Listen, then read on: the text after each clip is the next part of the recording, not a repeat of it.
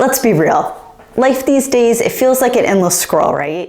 Between the pings and the dings and that one app that swears that it'll make you more productive.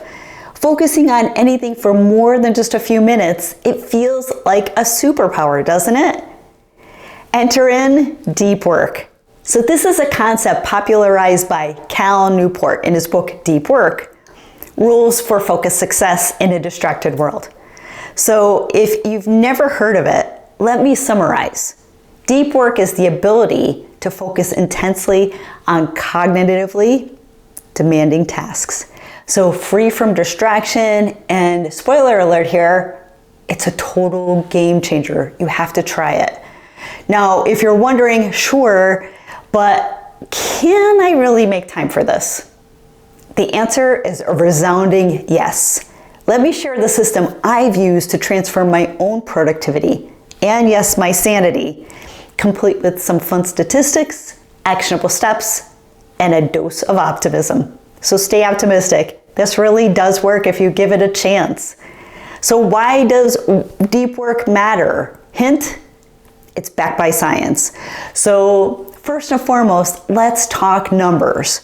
Studies show that the average knowledge worker, they spend 47% of their day context switching between tasks, emails, and meetings, switching back and forth. How many of you guys are in that boat? I know I am, especially in a corporate life.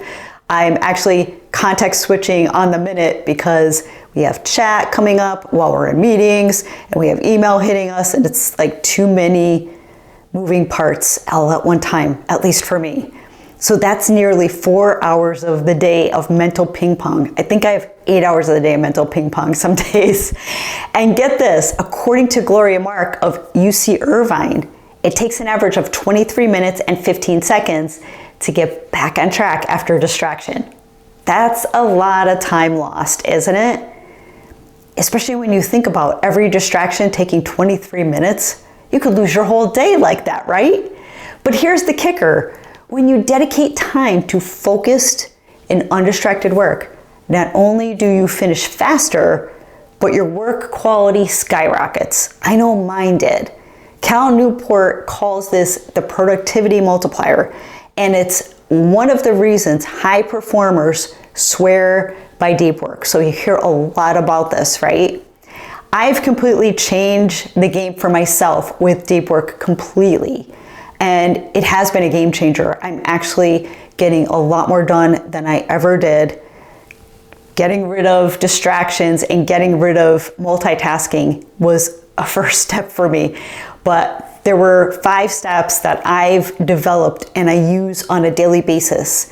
It's pretty straightforward and it's designed for real life, not for some utopian world where you're interrupted for 8 hours. I try to keep things real, especially on this channel, because we are in the real life. I know there's a lot of systems and gurus telling us a lot of things that we should be doing that are far-fetched and maybe don't work very well. But these are 5 proven steps that I have used personally that have been game-changing and extremely helpful for my busy life. Step number 1 is define your deep work goals. So you have to have a roadmap of where you're going, right? Start by identifying your most important tasks for the week. Ask yourself, what's the one thing that I can achieve that would make everything else easier or maybe unnecessary? So like drop the bomb. What's one thing that you can get rid of maybe 5 or 10 other tasks if you do this right?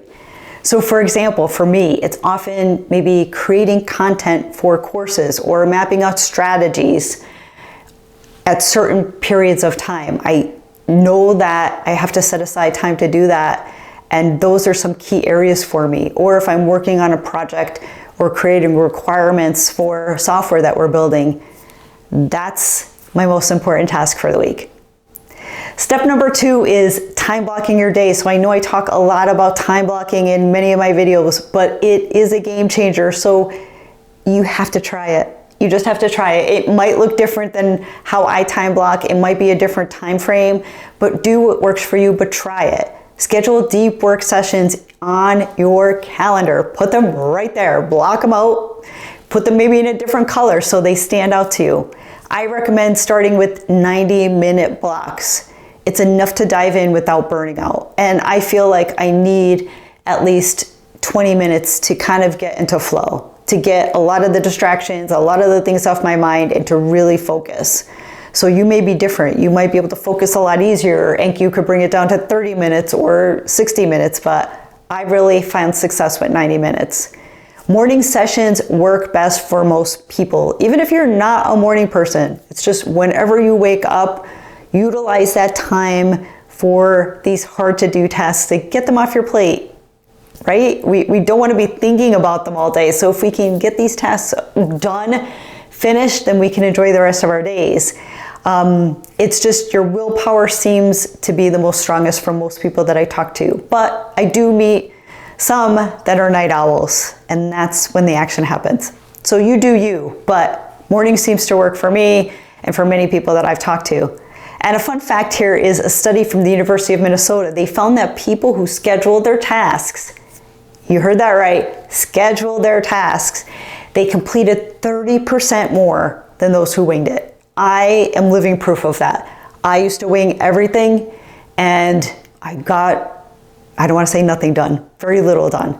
And now that I schedule what I need to get done and I do the time blocking, I feel like I'm more than 30% successful. I feel like I'm 50 or 60% more successful in getting things done. We all have emergencies and things that pop up and things we need to, those fire drills that come up. But for the most part, I feel like I'm really thriving. So I'm hoping that this helps you as well. Step number 3 is build a distraction-free zone. So I know this is really tough, especially if you work in a corporate office. If you work from home, you can probably control it a little bit better, but turn off notifications. Use apps like Freedom or Forest to block those tempting websites from popping up. And Microsoft, they also have the ability to schedule focused time that will regularly show up in your calendar. So give that a shot. It stops all of those pesky dings while letting your colleagues know that you are focusing. So communicate with others as well. Simply, hey, I'm in a focus mode until 11 o'clock. It can work wonders. So if you can maybe get yourself on a schedule where you schedule your focus time at a certain time of the day, then your colleagues or friends or family will know you are in the zone. Clearly, right? Step number 4 is leverage the power of rituals. So rituals prime your brain for focus. So this is what I mean. Schedule time, maybe create a routine in a sense so that people kind of respect your time and when you need it for focus. For example, I always maybe might light a candle or play instrumental music when I'm getting started to try to get myself in the zone. So it's my Pavlovian brain of getting really into that state of knowing that it's time to do work. So if there's certain rituals, maybe it's a scented candle or it's, certain lighting in the room or music, give it a try. It might kick your brain right into action. And step number 5, reflect and refine. At the end of the day, review what worked and what didn't. Small tweaks can lead to big gains over time. You are not stuck with the plan that you originally put together.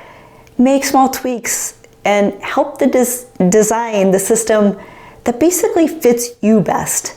What fits me might not fit you, but I'm hoping that these 5 steps can help you reflect on how do I create the plan for myself? How do I find my why so that I'm focusing on the right tasks for the day, whether it's personal or professional, and try to find some calm, some silence, and get rid of those dings, whether it's on your phone or your laptop, even if you have to shut down your email for a little while. I do that a lot. It's been extremely game-changing as well.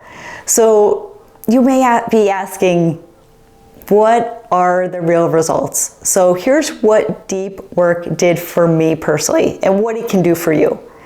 When I started incorporating deep work into my schedule, everything changed. I went from feeling that overwhelm, even that feeling of that awful feeling when you get in front of your computer.